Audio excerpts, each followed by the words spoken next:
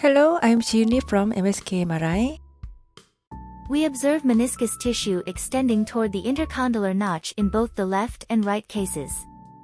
While both appearances may resemble a bucket handle tear, the right case indeed presents a bucket handle tear, whereas the left is identified as a ring-shaped meniscus. A bucket handle meniscal tear is recognized as a peripheral longitudinal vertical meniscal tear, displacing its inner portion towards the center. This displacement leads to the inner handle fragment migrating centrally, showcasing a complete posterior to anterior extension.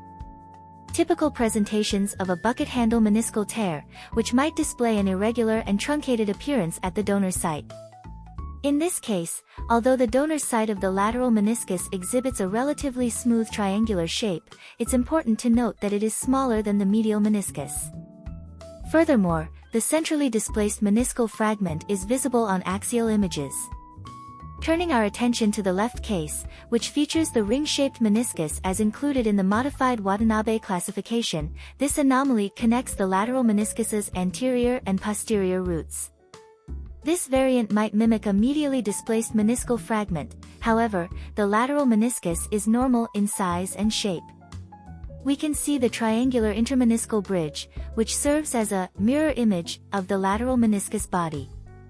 Notably, on axial images, the intermeniscal bridge between the anterior and posterior meniscal horns, forming a complete ring, is visible and distinctly contrasted against the right side bucket handle tear.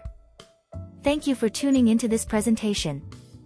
If you find this information useful, please consider supporting us with a like.